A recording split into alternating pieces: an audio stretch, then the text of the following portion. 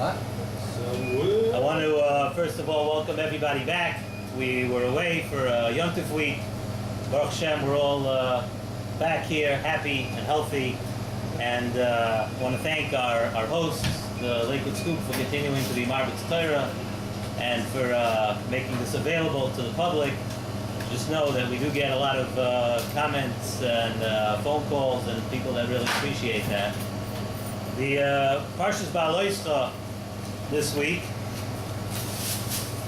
in the middle of the parsha, Vayehi ben Tzayah ha'aroin vayomer Moshe, Kuma Hashem, everybody's familiar with this pasuk, Kuma Hashem, v'yafutz mivecha, v'yanusu misanech mipanecha, u'beluch hayoymar, the pasuk continues on, and anybody who has looked in the Sefer Torah has seen, or at least if you've seen in the Chumash also, that the parsha of Vayehi ben Tzayah ha'aroin is sort of bracketed off, like parentheses, is an upside down backwards nun, which is sort of, the Mepharshim speak about different reasons to separate one Puranius from the other, things that Klal Yisrael did at the time. There are many different reasons why Parsha Vayehi ben Tzayah is sort of separated from the Parsha before and the Parsha after.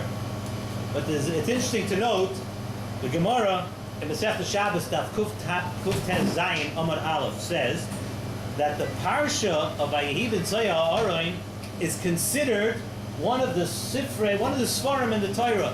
You have Bereshis, you have Chumash Shemois, you have Vayikra. It comes out that there's like 7, but the Parsha of Vayehi ben Tzayah is its own Sefer in the Chumash. It's that Choshev, the Parsha of Vayehi ben Tzayah, that's considered its own Sefer. So the Shaila is, why is it that Vayehi ben Tzayah why is it different than other parshas in the Torah? Why is it taka so chashuv? We know each part of the Torah, Esayim, Bereshis, Shemois, Vayikra, Bamidbar, Devarim, each part of the Torah teaches us different halachas, teaches us different things, and it's broken up into those different categories. What does the parsha, seemingly, by looking at the parsha by Vayehi ben Tzayah, it's not teaching us, doesn't teach us any mitzvahs. So why was it Zeicha to have its own place in the Torah? So it is a classic in the Nesiva Shalom, which is sometimes, when you learn through Nesiva Shalom, there are different times that sometimes you see a pshat that, wow, that it makes so much sense. And other times you'll see in Nesiva Shalom, say, how did he come up with this? It's like amazing. So it's a beautiful, beautiful mahalach in this parsha over here. It says like this: the Torah is split up really into 2 different categories. One part of the Torah is the mitzvahs of the Torah. The other part of the Torah is to teach you how to live your life, so you should be able to be mekayim the mitzvahs. And the parsha of Vayehi ben Tzayah says in the Nesiva Shalom goes into that second category. If you remember, over the year, a couple of times we've discussed that the whole Torah and all the mitzvahs are to bring us closer to HaKadosh Baruch Hu and to the Uvay Sidbak. And we mention that now, again, that there are 2 different categories. One is to actually do the mitzvahs, and the other part of the Torah, in order to bring us closer to HaKadosh Baruch Hu, is to teach us how to live our lives so we could be Mekayim mitzvahs. So in order to be Mekayim Torah. That's the way it goes. He brings down a Kashetz Magid. Kashetz Magid says as follows. It says the Orain in the Mishkan, the Aron is Nimshal, says to a Talmud Chacham. The Talmud Chacham is like an Aron. Why? Because the Talmud Chacham has an Imtaluchais, a Tayyib Mitzvahs, a Seres Adibrais. He said that a Talmud Chacham is Nimshal to that. How does a person, though, become a Chashuv Yid? How does a person become a Talmud Chacham? So many people would have different opinions about what makes a person a Chashuv Yid. But I'm going to put it on record here. The Nesiva Shalom brings down. He says that in order for a person to become a Chashuv Yid, he has to go through a certain amount of nisyonos in his life. A person doesn't become someone who's Chashuv, doesn't become a Talmud Chacham overnight. He goes through a nisyon, and from that nisyon, he learns, he grows, and he passes that stage, and then he's able to go to the next stage of in his life, and he has another nisyon, and you have to fight sometimes the Yitzhahara, you have to fight the elements, you have to fight things that are going on in the world, you have to fight, sometimes you have to be going like you're going upstream, but when you pass that stage, you get to the next stage. And that's how a person builds himself. No person becomes great overnight. A person has to use each one of the nisyonis to do that. And he brings out a sefer, Ma'orei Naim, that says, I don't know how he knows this exactly, but he says, but every person in his lifetime, you may not know what those nisyonis are, but just like Avraham Avinu had 10 nisyonis, a person, maybe if you sit down and you talk a cheshbon out, most of us are still pretty young, so maybe we didn't get to all our nisyonis yet, but over a person's lifetime, he'll have 10 different nisyonis, which are the tools and the medium for him to grow. So Zakta Nesiv Shalom, an unbelievable shot in this pasuk of Vayihi ben Soya. He says, Vayihi ben Soya ha'arayin. When a person wants to move on to the next stage, when a person wants to grow, he said the Aron is nimshal to a person who wants to be a Talmid Chacham, a person who has she'ifas for greatness, a person who wants to be something. Vayihi ben Soya ha'arayin. When you want to go to the next stage, Moshe Rabbeinu knew that while a person is going through an Nisayon, while you're going through it, there's a big chance that a person could fall.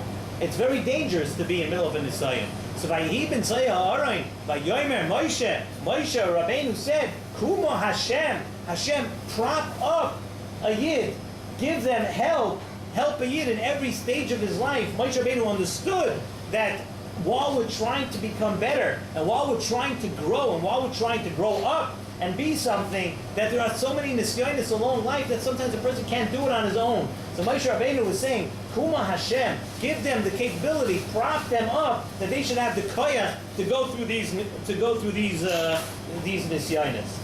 And that is the part of Vayihi ben Soya, which is the part that Moshe Rabbeinu is asking Moshe to give us the capability, Sur Meirah, give them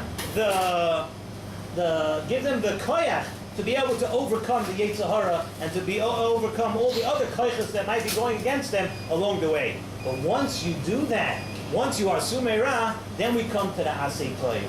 Now you could come, once you're Vayihi ben Soya and you pass those nisyonis, then we're up to the Asay Toiv, and that's the Uvanucha Yoimar.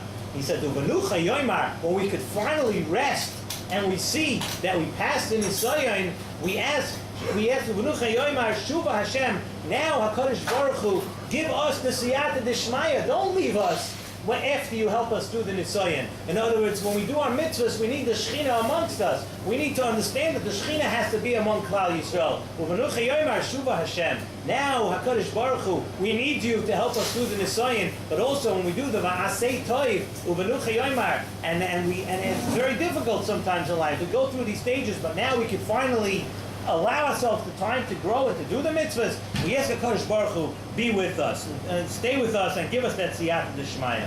And that's how he explains. He says, so of course, now we understand why the Parsha of Vayihi ben Soya was granted its own section in the Torah, because it encompasses everything that we need to do in the Torah. First of all, the Sur Meirah. First of all, we want to be given the opportunity, and we want to be able to live the life and to grow in the life where we can become a medium for Torah, where we can want to grow in Torah, where we ask Hashem for the opportunity to grow in Torah. That's the beginning of Vayihi ben Soya.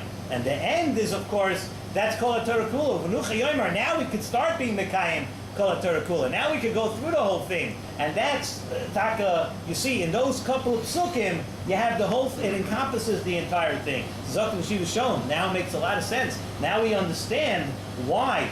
So now, if we take a look, every person, when he goes through his own life, and he looks, and if you think about it, everybody, there's no, people look around, sometimes you feel that the grass is always greener on the other side, This person has it so easy, that one has it so easy, take it easy. Deal with your own nisyonis. Every person has their challenges. Every person has their things that they have to go through. And every person, not only does he have to go through one thing, but sometimes just when you're getting over the mountain, just when you think, I passed this Nisayon, and I worked on it, and I got through the Nisayon of growing up as a teenager, and I got through the Nisayon of Shidduchim, and now children, and everything, it's one Nisayon and one challenge after the other. And that the Nesiv Shalom says, every person has to go through that. Every single person has to do that. And that we learn from this Parsha of Vayihi ben Soya. that we ask in Kodesh Baruch Hu, be with us when we have the challenges, but also V'nucha Yoimar, when we can actually grow, then we should feel the Siyata D'Shmai. We should feel HaKadosh Baruch Hu behind us, pushing us up also. And now we have a much better understanding of the parasha. And the Hashem, we should be Zoicha to use both the opportunities, the opportunity of asking Hashem to help us and to get through the Nisyonis, and also the opportunity to actually go through and be Mekayim all the mitzvahs of the Torah. Go scoop.